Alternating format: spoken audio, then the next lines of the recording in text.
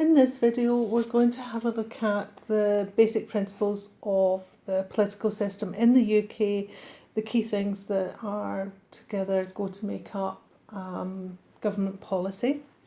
And in the slides, it talks at various points about tables. So this slide, for example, talks about table 10.2.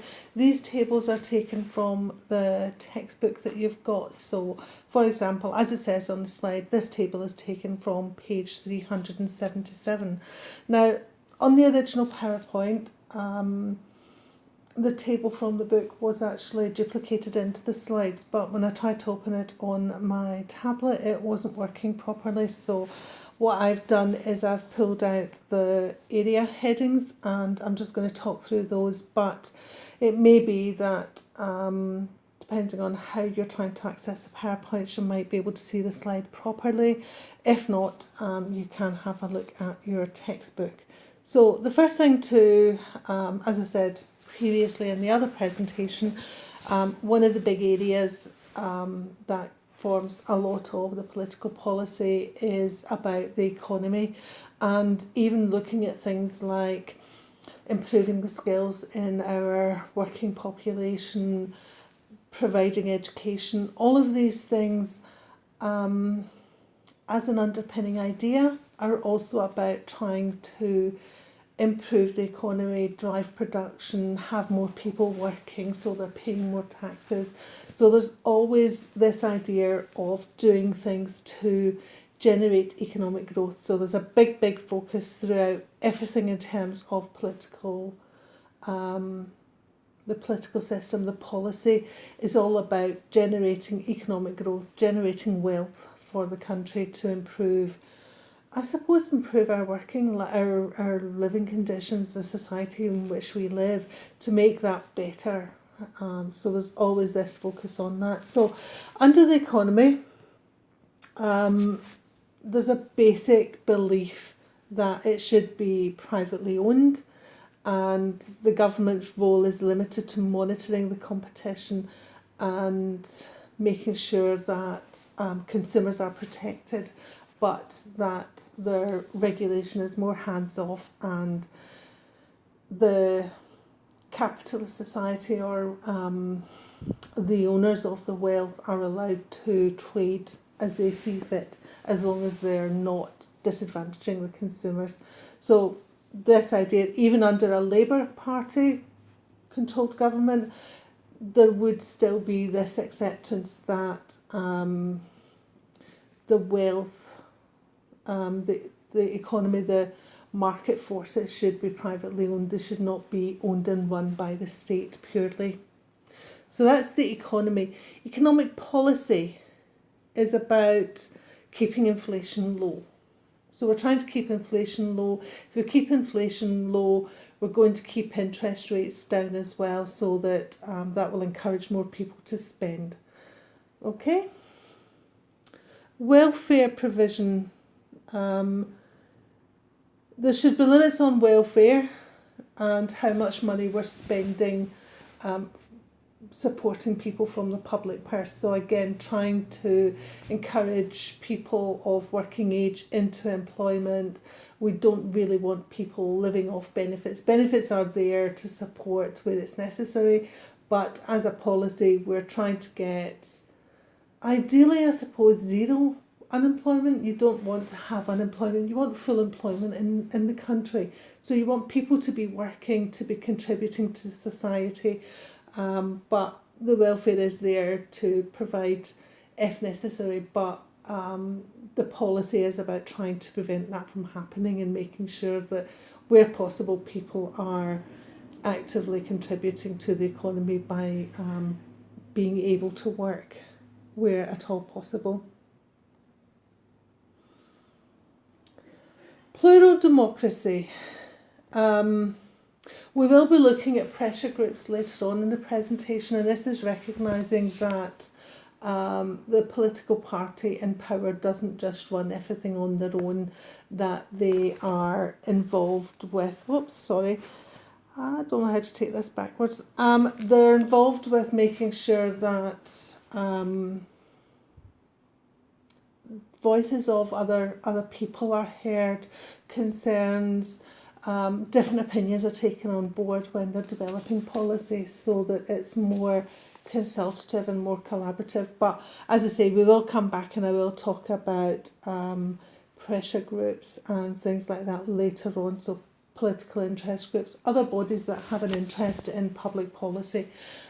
So if they were doing things about unemployment or employment practices and employment law and things like that, they might talk to employee bodies, so trade unions, but they'd probably also talk to employers' organisations and hopefully the CIPD as well.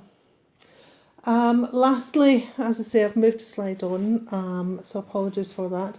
But looking at foreign policy, it's about whether we're involved with things like NATO, how we get involved with other organisations. And I suppose at the moment, one of the big policy issues round about our foreign policy is going to be also our relationship with Europe. Okay, so moving on from there, that's an overview of the policy generally. I'm now going to look at some of those things in a little bit more detail, but as you can see from this slide here, we're going to start by looking again at economic policy. So as I say, although we've already covered economic policy, we're looking at it again. So last week we looked at monetary policy, which is about looking at interest rates, how much money is available in circulation. So is it easy to get cash? How much cash is available and how much is changing hands? What are the exchange rates?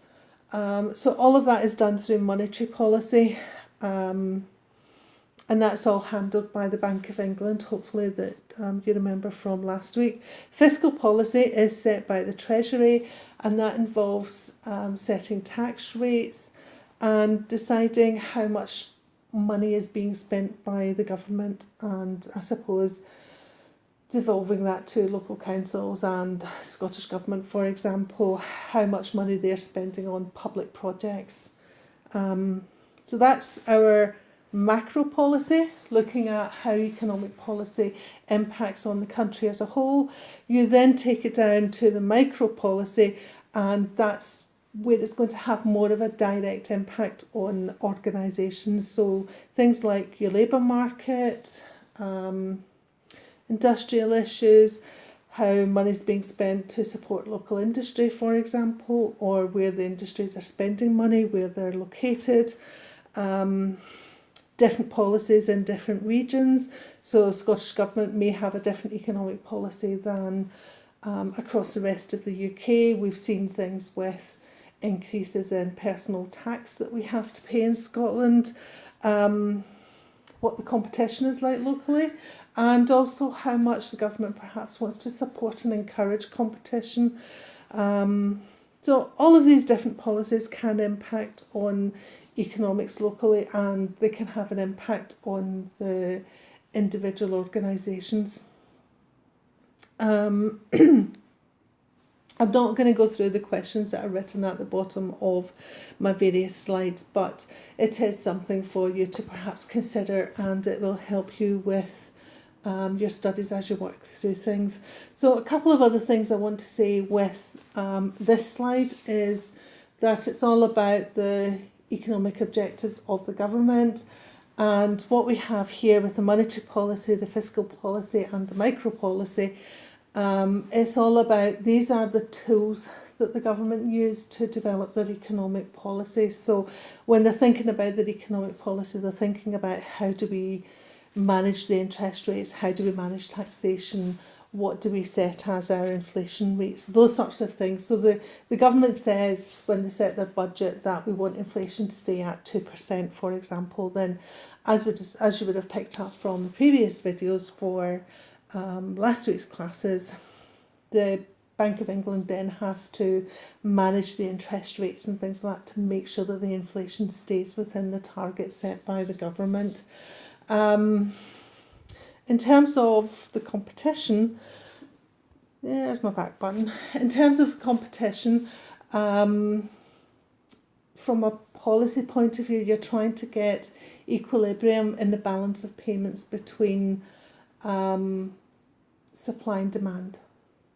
So how much is being supplied in the economy, and how much we're sending out of the country, and how much is actually coming in.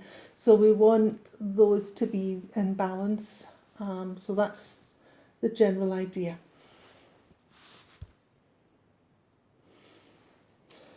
All right.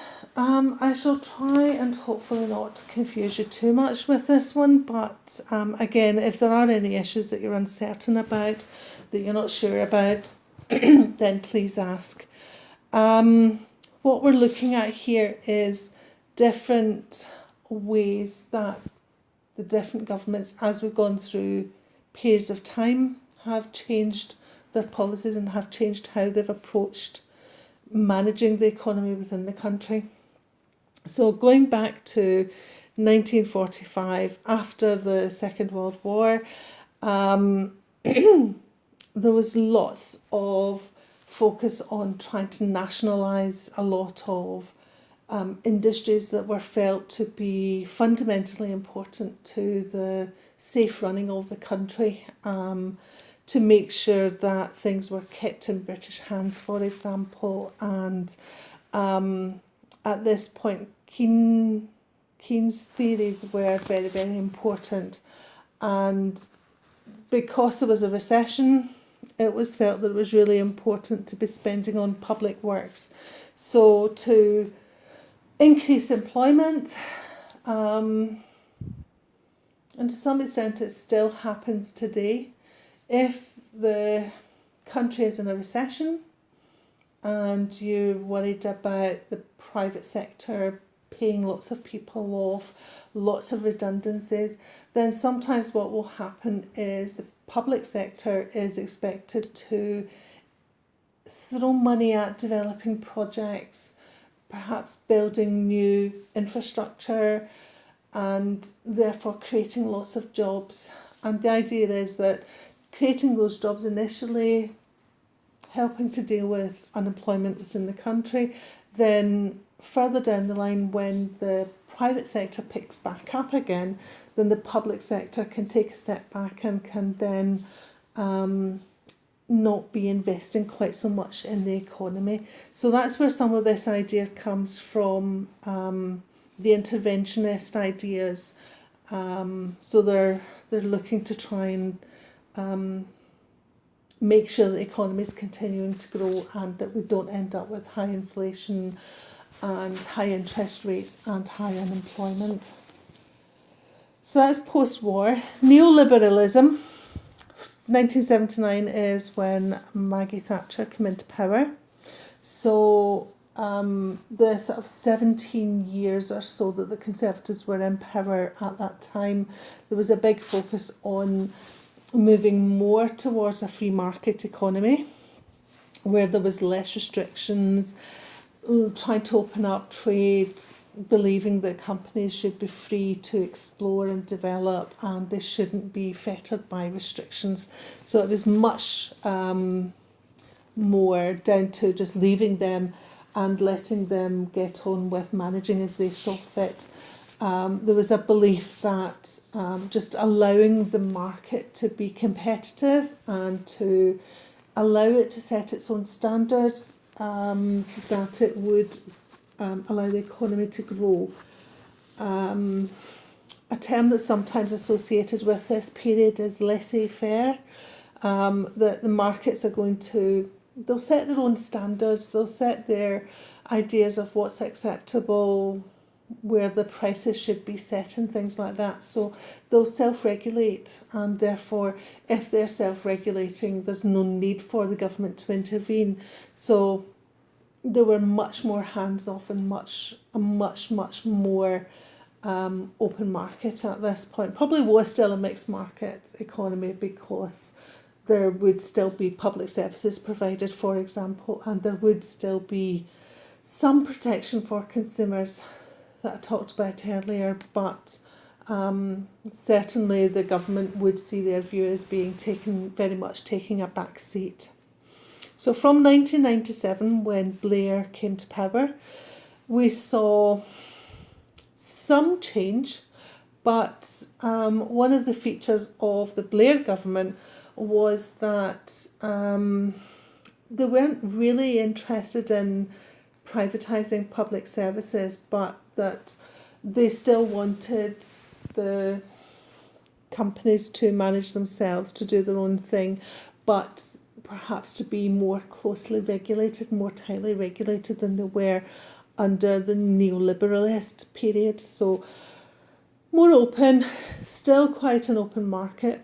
Well, certainly still ownership is kept private. There's no move to take things back into, they're not renationalising industries or anything like that. That's not really something that the Blair government believed in. And again, when the coalition came into power, they had some ideas, some things that they felt were quite important, but at the same time, they recognised that what was really important was to focus on increasing employability and to just continue to allow the government to regulate and control things. But Coalition's main focus was really about reducing how much debt the government owned. So it wouldn't be looking to borrow money.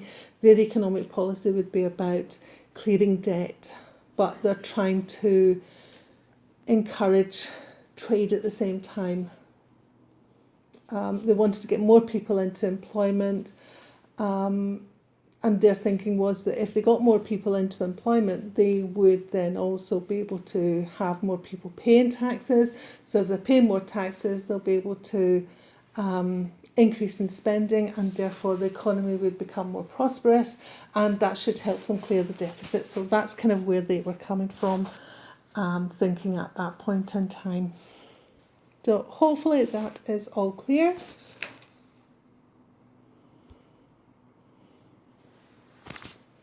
What we have now are a couple of slides taken from information, again, directly from the textbook. But under the Conservative government, so the neoliberal period, we're looking at what's called supply-side economic measures. And supply-side economics is an economic theory, okay?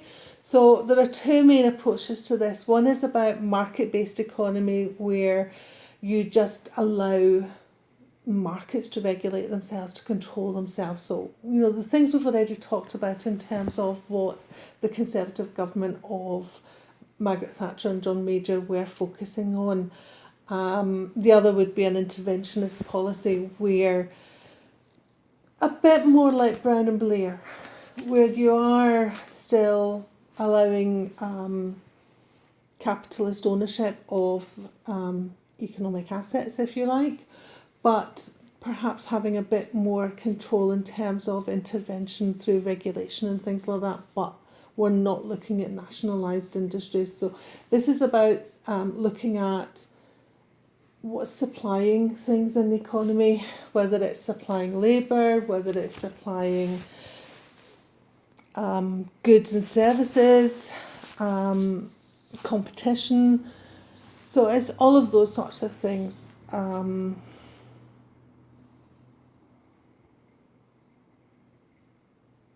And looking at stuff that I talked about before. No, my notes are all mixed up, so that's just ignore me completely. So supply-side economic measures is what we saw with the Conservatives when they were in power. Looking at public spending, looking at taxation.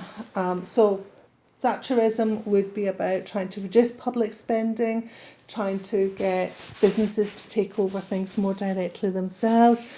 They would want to reduce taxation, so lowering the taxes that we paid, but by having more people in employment, although individually each person would be paying less tax, because there are more people paying taxes, they would still be bringing in more taxes.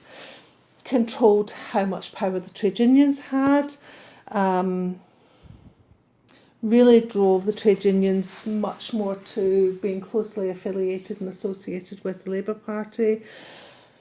Also started to see more flexibility in the labour market, discussed already about the attitude towards state benefits.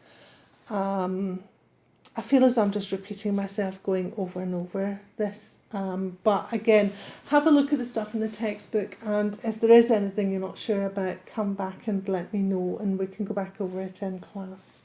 So our next slide looks at the kind of issues that were prevalent with Blair's government. So this is 1997 when Blair came into power, up until, as it says here, 2010 when we got the coalition government, which was the first coalition since, I think, the Second World War. So it's quite a long time where we've had one party in power, and that shapes a lot of the politics in this country.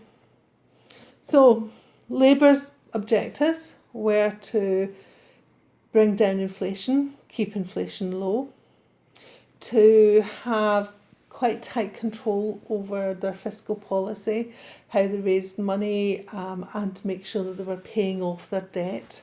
They would want to support free trade. So remember, free trade is something which was encouraged and developed by the Thatcher government. So Labour's economic policy didn't really want to change that. They maybe wanted to have a little bit of regulation, but it's free trade. So they're trying to trade internationally, developing good relationships with countries overseas, and they wanted they weren't interested in renationalising industries and services.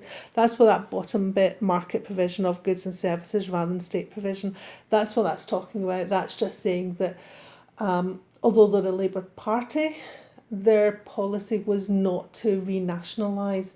From what I can remember at the time when they came to power, there was some hope that they might renationalise some of the industries that were privatised under Thatcher. But Labour's policy at this point was basically to keep going with what had been in place previously. So they maybe wanted to regulate things more, but they weren't ever going to renationalise. They continued with the idea of low taxation. So they were looking to reduce taxation as well. So again, bringing in more money by having more people in employment rather than increasing taxes, and again keeping inflation rates low so that we're not paying high interest rates on mortgages and bank loans and things like that. Also, there is an idea that if inflation is high and interest rates are high, people save because they're getting a good return on their money from their savings. But from a country's point of view, you want people spending money. You want them buying goods and services so that the manufacturing industry, for example, is kept busy, so that people are in employment providing these goods and services that we're wanting to go out and buy. So low inflation is good because if you've got a very low interest rate, you're not going to put your money in the bank. You're more likely to just go out and spend it because you're not going to get anything back from that saving. So that's the rationale behind a policy of low inflation as well. Okay, so that is all the economic stuff I'm going to look at. As I say, go back over the economic stuff from last week, and hopefully this will just build on that. But if there is anything you're not sure about, please let me know.